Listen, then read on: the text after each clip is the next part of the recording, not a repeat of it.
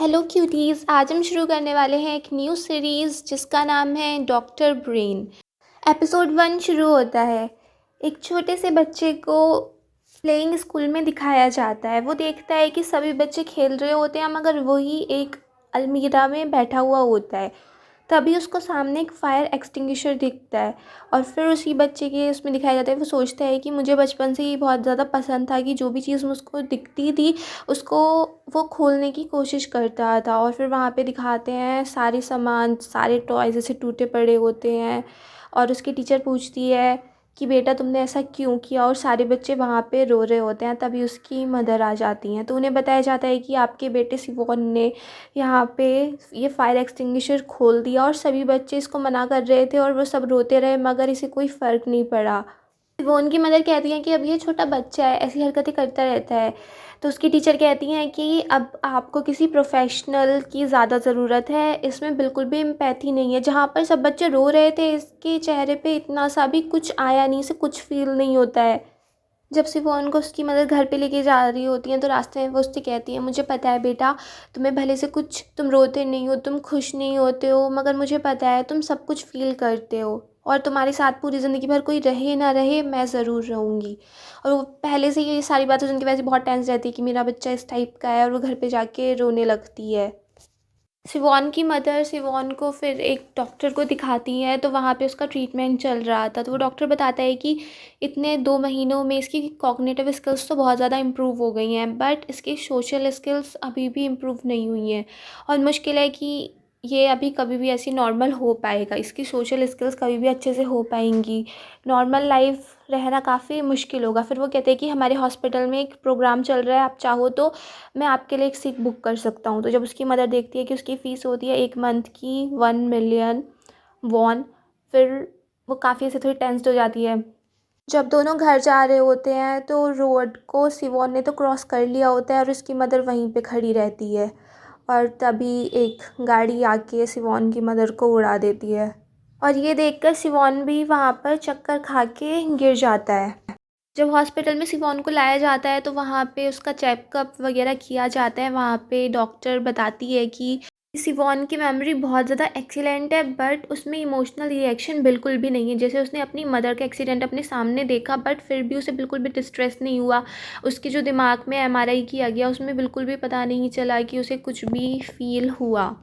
फिर वो डॉक्टर सिवोन से पूछने जाता है कि बेटा बताओ, तुम्हें कुछ याद है कि उस टाइम पे क्या हुआ था? तो सिवोन कहता है कि आप मुझसे क्या जानना चाहते हैं, लॉन्ग वर्जन या शॉर्ट वर्जन? तो डॉक्टर पूछता है पहले शॉर्ट वर्जन बता दो। तो वो बताता है कि मेरी मम्मी सामने खड़ी थी और एक ट्रक ने आके उनको टक्कर मार दी और वो वहीं पे मर गई। लॉन्ग वर्जन में शिवोन बताता है कि वो ट्रक आया और उसमें एक आदमी बैठा था, उसका मुंह खुला हुआ था, ब्लू जैकेट में था और वो ट्रक का नंबर भी बता देता है। वो मेरी मॉम से टकराया और वो कांच मेरी मॉम के ऊपर पानी की तरह ऐसे गिरे और फिर मेरी मदर ऐसे गिर गई और उन्होंने मरते वक्त कुछ बोला भी, उन्होंने मेरा नाम लिया। ये बात सुनकर सारे डॉक्टर काफ़ी शॉक्ड हो जाते हैं। फिर वो डॉक्टर सोचता है कि इसका दिमाग बहुत ज़्यादा यूनिक है। वो जब सब चेकअप करते हैं वो कहता है कि इसको तो हम केस स्टडी बना सकते हैं, इसका ब्रेन हमें देखना है कि किस टाइप से डेवलप होता है। फिर सिवोन का दिखाते हैं, वो सोचता है कि बस तभी से मेरे मन में ये हो गया कि मुझे जानना है कि ह्यूमन माइंड में क्या चलता है, क्योंकि मेरी माँ ने मुझसे ये कहा था कि वो ज़िंदगी भर मेरे साथ रहने वाली हैं, तो अचानक उनको ऐसा क्या हुआ कि उन्होंने अपना दिमाग ऐसे माइंड चेंज कर दिया। तो वो कहते हैं कि तभी से मुझे बहुत ज़्यादा क्यूरियोसिटी हो गई कि मैं जानना चाहता हूँ कि ह्यूमन माइंड कैसे वर्क करता है, और तभी से मेरा ये ऑब्सेशन बन गया। प्रेजेंट में दिखाते हैं कि डॉक्टर सिवोन अब इसी बारे में अपनी रिसर्च का प्रेजेंटेशन दे रहे होते हैं। वो कहते हैं कि मेरी रिसर्च से हम जितने भी हमारे पेशेंट होते हैं जो कोमा में चले जाते हैं या जो कभी उठ नहीं पाते मगर वो ज़िंदा होते हैं, जो केमेटोज स्टेट में होते हैं, हम उनके थॉट्स को पता लगा पाएंगे, हमें उनकी प्रॉब्लम्स पता लग जाएंगी, हम उनको फिर इजीली डायग्नोज करके सॉल्व कर सकते हैं। इससे हमारी मेडिकल फील्ड में बहुत ही ज़्यादा बड़ी डिस्कवरी होगी। प्रेजेंटेशन के बाद एक रिपोर्टर डॉक्टर से पूछती है कि आपकी इस रिसर्च के पीछे मतलब क्या आपका कुछ एम्बिशन है, आप कुछ है, आपकी वाइफ, आपकी मदर, आपके बच्चे, ऐसा कुछ किस चीज़ से रिलेटेड करके आप इस रिसर्च को करना चाहते हो? तो डॉक्टर कुछ ऐसे उसका ख़ास जवाब नहीं देते हैं और फिर वहाँ से चले जाते हैं। हॉस्पिटल में डॉक्टर सिवोन अपना एक्सपेरिमेंट चेक कर रहे होते हैं। वहाँ पे उन्होंने 2 चूहों पे वो एक्सपेरिमेंट किया था, बट उनका जो एक्सपेरिमेंट था कि 2 ब्रेन्स को कैसे हम सिंक्रोनाइज़ कर सकते हैं, वो फ़ेल हो जाता है। बट डॉक्टर के चेहरे पे कोई शिकन नहीं, क्योंकि वो हमारे डॉक्टर साहब कुछ फ़ील करते नहीं हैं। उनका जो साथी होता है वो कहता है शायद आप अब थोड़ा-सा ब्रेक ले लो, बहुत टाइम हो गया है। बट डॉक्टर सिवोन उसकी बात को कुछ ज़्यादा ध्यान देते नहीं और वहाँ से चले जाते हैं। फिर कलीग्स कहते हैं कि भाई तो इतना ध्यान मत दे इन डॉक्टर पे, ये तो ह्यूमन भी नहीं है, ये तेरी कोई बात सुनने वाले नहीं है, इतना फ्रेंडली मत हुआ कर इनसे। बट वो कहते हैं कि हमें ह्यूमन रहना चाहिए ना, हम फ्रेंडली हो सकते हैं, वो भी तो हमारे कलीग ही हैं। डॉक्टर शिवोन जब घर पे आते हैं तो वो अपनी वाइफ़ और बच्चे के बारे में सोचने लगते हैं। वो कहते हैं कि मेरी वाइफ़ भी थी और एक बेटा भी था। मुझे पता था कि मैं कभी भी नॉर्मल नहीं बन पाऊँगा, जैसे नॉर्मल टिपिकल हस्बैंड या डैड होते हैं, बट जो भी मेरी लाइफ़ थी उसमें मुझे कभी-कभी फ़ील होता था कि मैं भी नॉर्मल हूँ। डॉक्टर सिवॉन की वाइफ़ उनसे कहती है कि हमें अपने बेटे के लिए किसी डॉक्टर से मिलना चाहिए, कुछ एम्पैथी के लिए उसकी, क्योंकि वो भी अपने पापा की तरह ही था, कुछ उसको फ़ील नहीं होता था। तो डॉक्टर सिवॉन कहते हैं कि मैं भी बचपन में ऐसा ही था, मगर देखो अब मैं नॉर्मल हूँ ना, तो वो भी ऐसे ही हो जाएगा। वो अपनी वाइफ़ की बात पे कुछ ज़्यादा ध्यान नहीं देते। फिर एक फायर में डॉक्टर का बेटा मर जाता है और उसके बाद उनकी वाइफ़ थोड़ी पागल सी हो जाती है। वो यही कहती रहती है कि मेरा बेटा ज़िंदा है, मेरा बेटा ज़िंदा है, और उसकी हालत काफ़ी ख़राब हो गई थी। फिर एक टाइम पे आते-आते वो भी मर जाती हैं। तो डॉक्टर कहता है कि मैं ना ही अपने बच्चे को बचा पाया, ना ही अपनी वाइफ़ को बचा पाया। डॉक्टर फिर रात में ही फिर से हॉस्पिटल के लिए निकल जाते हैं और फिर वहीं पे वो जाके दोबारा से एक्सपेरिमेंट करते हैं। तो उनमें से अब एक चूहा मर चुका था, तो जब वो दूसरे चूहे के साथ उसका ब्रेन सिंक करते हैं, तो इस टाइम पे उसका जो ब्रेन सिंक्रोनाइज़ेशन था वो हो जाता है और फिर डॉक्टर का जो एक्सपेरिमेंट था वो सक्सेसफुल हो जाता है। तो उन्हें पता चल जाता है कि जब उनमें से कोई एक मर गया था, तब हम किसी ज़िंदा व्यक्ति के साथ उसका माइंड सिंक्रोनाइज़ कर सकते हैं। तो वो कहते हैं कि मुझे अब डेड बॉडी चाहिए किसी की, और मुझे एक्सपेरिमेंट करना है इस बार इंसानों पे।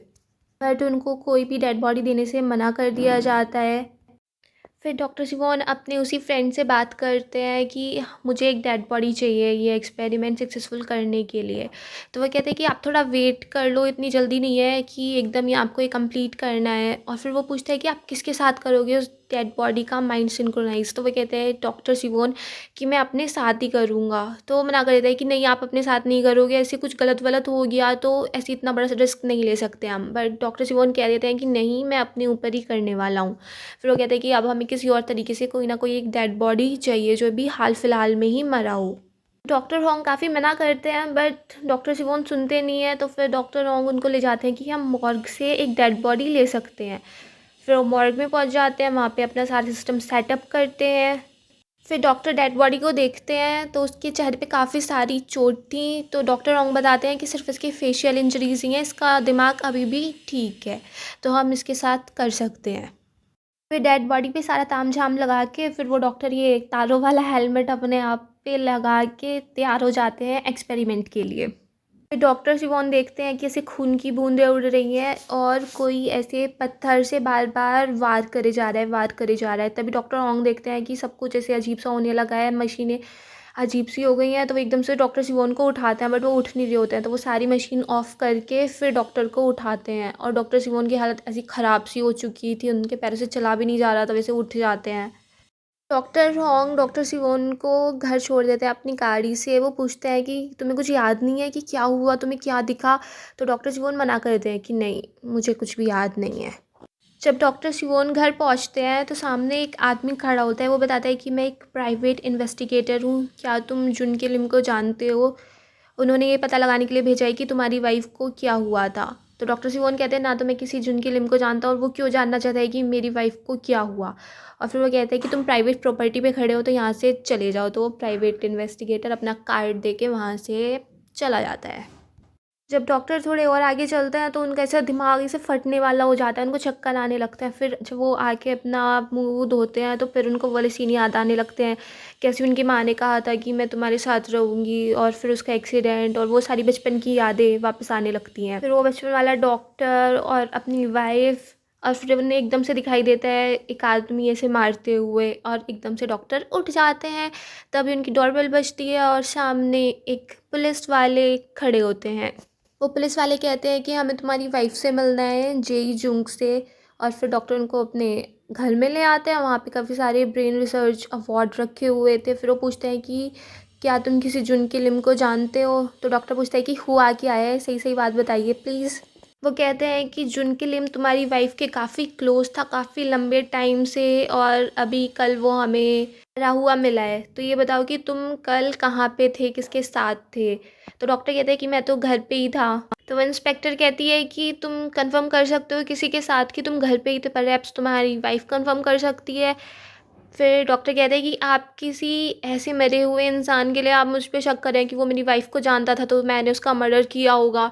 तो वो इंस्पेक्टर कहती है कि ठीक है, अपनी वाइफ़ को ये सब बातें बता देना, और फिर वहाँ से चले जाता है। फिर डॉक्टर को याद आता है कि रात वो प्राइवेट इन्वेस्टिगेटर भी मेरे पास इसी काम के लिए आया था शायद। डॉक्टर के मन में फिर से एक क्यूरियोसिटी जाग गई है, क्योंकि एक आदमी मर गया है और सब कह रहे हैं कि वो डॉक्टर की वाइफ़ को जानता था। अब ये डॉक्टर ये सोच रहा है कि सब ये क्यों सोच रहे हैं कि मैंने उस आदमी को मारा है, तो वो अपना तामझाम लेके पहुंच जाता है मॉर्ग में, और वहाँ पे उसके साथ अपने आप को कनेक्ट करके डॉक्टर शुरू कर देता है फिर से अपना ब्रेन सिंक्रोनाइजेशन। फिर डॉक्टर उसकी काफ़ी सारी मेमोरीज़ में देख पाता है। उसके बाद वो अपना रिकॉर्ड करता है कि क्या उसका ऑब्जर्वेशन रहा। तो वो कहता है कि मैंने उसकी काफ़ी सारी मेमोरीज़ में देखा, उस टाइम पे मेरी जो बिल्कुल सांस वगैरह थी वो नॉर्मल थी, सब कुछ ठीक रहा, बट मुझे सारी चीज़ें याद नहीं है कि क्या क्या था। मेरी मेमोरी बहुत अच्छी रही है, मुझे सब चीज़ें याद रहती थी, फिर भी मैं उन सब चीज़ों को अच्छे से याद नहीं कर पा रहा हूँ कि मैंने क्या क्या देखा। फिर ये बातें डॉक्टर रिकॉर्ड करके सेव कर लेता है, और फिर वो हँस पड़ता है अपने आप ही। उसके बाद वो बाहर आके अपनी कलीग से कहता है कि चलो आज मेरी तरफ से लंच के लिए, मगर कोई एकदम से खड़ा नहीं होता, सब चौंक जाते हैं कि ये डॉक्टर साहब जो किसी से बात नहीं करते थे, आज इनको क्या हो गया है। मगर डॉक्टर होंग, हाँ हाँ मैं चल रहा हूँ, और वो एकदम आ जाता है। फिर डॉक्टर होंग को डॉक्टर सिवोन अपने साथ ड्रिंक पे ले जाते हैं, और वहाँ पे वो भी चौंक जाता है सर्वर कि भाई आज से पहले तो मैंने तुम्हें किसी के साथ देखा नहीं, अकेली बैठे रहते थे, और आज तुम ड्रिंक ऑर्डर कर रहे हो वो भी किसी के साथ। फिर दिखाते हैं वो इंस्पेक्टर डॉक्टर सिवोन के बारे में रिसर्च कर रही होती है। दिखाते हैं डॉक्टर काफ़ी अच्छे मूड में होता है, वो ऐसे खुशी खुशी अपने हॉस्पिटल में आता है, म्यूज़िक सुनता है और बैठता है। फिर उसे याद आता है कि कैसे डॉक्टर होंग ने उससे पूछा था कि क्या तुम लेफ्ट हैंडेड भी हो। तभी डॉक्टर सिवोन को याद करता है कि ब्रेन सिंक्रोनाइजेशन से सिर्फ मेमोरीज नहीं जाती हैं, उस आदमी की जो क्वर्क्स है, जो वो काम करता है, उस टाइप की चीज़ें भी दूसरे इंसान के अंदर आ जाती हैं। जैसे उसको ड्रिंक करना पसंद था, डॉक्टर सिवोन को पसंद नहीं था। उसको ऐसे सोशलाइजिंग पसंद होगी, डॉक्टर सिवोन को पसंद नहीं थी। देन डॉक्टर ये सारे पॉइंट्स बोर्ड पे लिख रहा था कि मैं लेफ़्ट हैंडेड नहीं हूँ, मैं राइट हैंडेड हूँ, मुझे कॉफ़ी पसंद नहीं है, और मैं कॉफ़ी पी रहा हूँ। ये बात उनका उनका एक कलीग आके बताते हैं कि आप कॉफ़ी पी रहे हो, तो डॉक्टर को याद आता है कि हाँ मैं तो कॉफ़ी भी नहीं पीता था। फिर वो सारे पॉइंट्स लिख देते हैं। फिर डॉक्टर सिवोन एक पॉइंट और लिख देते हैं कि मैं डॉक्टर नो के साथ फ्रेंड भी नहीं हूँ, जिसने आके अब ये बताया था कि आप कॉफ़ी पी रहे हो। फिर उसके बाद क्या दिखाते हैं कि अचानक से ही सारी लाइट वहाँ से गायब हो जाती है। फिर डॉक्टर सिवोन को सामने एक आदमी खड़ा हुआ दिखाई देता है। वो कहते हैं डॉक्टर नो, आप हो, आप हो, मगर कुछ रिप्लाई नहीं आता है। जैसे ही डॉक्टर सामने की लाइट ऑन करते हैं, वो आदमी वहाँ से गायब हो जाता है। फिर डॉक्टर को पार्किंग लॉट में भी लगता है कि कोई है। फिर जब वो जा रहे होते हैं तो रास्ते में उन्हें एक ऐसा आदमी दिखता है अजीब सा, और फिर उन्हें अपनी गाड़ी में भी दिखता है। तो वो कहते हैं कि जब से मैंने उस डैड के साथ सिंक्रोनाइज़ किया है अपना ब्रेन, मेरे साथ बहुत सारी अजीब अजीब चीज़ें होने लगी हैं, मुझे पता नहीं अजीब अजीब सी चीज़ें दिखाई देने लगी हैं। फिर डॉक्टर की ऐसे तबीयत ख़राब सी हो जाती है, उनके दिमाग में फिर से कुछ दिक्कत होने लगती है। वो ऐसी गाड़ी से उतर के आते हैं और देखते हैं कि उनके ऊपर ऐसे कीड़े चढ़ने लगे हैं। फिर वही उनका नरेशन में दिखाते हैं, उनको लगता है कि ये शायद उस ब्रेन सिंक्रोनाइजेशन से उसके साइड इफ़ेक्ट हो रहे हैं। तभी डॉक्टर को और अजीब-सी चीज़ें दिखाई देने लगती हैं। फिर वो सोचते हैं कि ये उस डैड की मेमोरीज़ हैं, मुझे इनको हटा के जो एक्चुअल मेमोरीज़ हैं उसको देखना होगा। तो फिर वो सब कुछ हट जाता है, और वहाँ पे एक छोटी-सी लड़की खड़ी हुई दिखती है, और वो लड़की कहती है कि डोयोन अभी मरा नहीं है। डोयोन जो था डॉक्टर का बेटा था। फिर डॉक्टर घर पे आता है, वो यही सोचता है कि वो लड़की भी ऐसे क्यों कह रही थी कि मेरा बेटा मरा नहीं है, और मेरी वाइफ़ भी ऐसे ही कहती थी कि मेरा बेटा मरा नहीं है। तो ऐसा क्यों था, कि उसको क्या बिलीव था ऐसा कि हमारा बेटा अभी मरा नहीं है। तो वो पहुंच जाते हैं अपनी वाइफ़ के पास, तो एक्चुअल में उनकी वाइफ़ मरी हुई नहीं है। वो ऐसे पूरा उन्होंने अपने घर को ही हॉस्पिटल बना रखा है और वो शायद कोमा वगैरह में है। तो वो कहते हैं कि प्लीज़ मेरी हेल्प करो, मुझे पहले तुम पे यकीन नहीं था मगर अब है। और फिर वही अपना तारों वाला हेलमेट लगा के डॉक्टर साहब फिर से अपना ब्रेन सिंक्रोनाइज़ कर लेते हैं अपनी वाइफ़ के साथ।